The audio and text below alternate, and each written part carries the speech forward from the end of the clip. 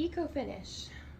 Let's talk about the continuity of an ecoFinish and something you just experienced when touching up a pool that had been done in the fall under windy, weird conditions. Tell me what it took to get a good finish on the pool, as well as was the homeowner surprised at all about the speed in which you wanted to get water back in the pool? So those are two widely different questions that I'll kind of touch one at a time.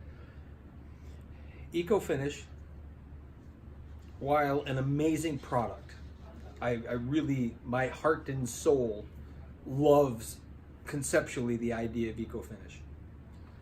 Where the challenge comes in is controlling the perfect environment. We see this all the time, where a manufacturer makes a product, they do a demo day in a controlled environment, and the product works amazingly. Now you take it out into the field where temperature, humidity, and weather conditions of any kind, too sunny, too rainy, too this, too that, too moist, too damp, too, all of those things come into play, and the product struggles to perform in the same way. Well, ecoFinish is one of those products that in a controlled environment, wow, easy to install, perfect to put in. When we have a windy environment or we have strange weather behaviors happening, it can be finicky. And the case in point was that particular project. When we ecoFinished, it was on a renovation, we ecoFinished the pool in the fall, and no matter what we did to control the wind barriers, brakes, we could not control the wind, to the point where each time I would make a pass and get a perfect pass, we would get a weird wind that would now blow the powder into the flame, burn the surface, and we'd have to go over it and over it and over to try to get an even finish. And in the fall, we couldn't. And so what we did was we put water in it, because you can't leave it empty, which leads to the second question.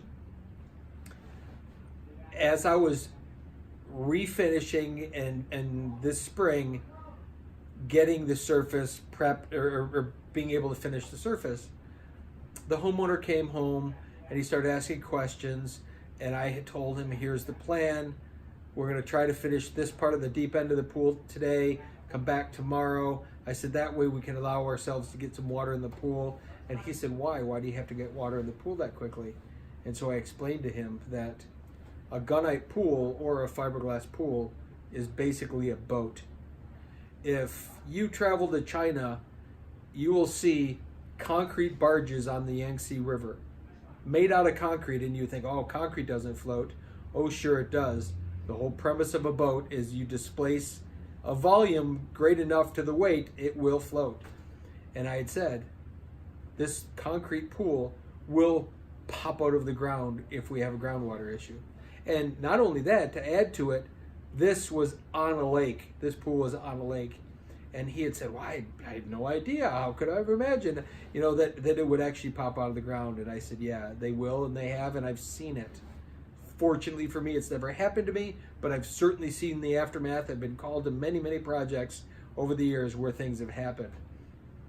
And mostly it's for one of two reasons: either a contractor that's not paying attention, or a homeowner that has no idea, so they drain their pool, and they have no idea that empty vessel that's hundreds of thousands of pounds in weight and meaty, they have no idea that water can push it out of the ground, and it can and it will.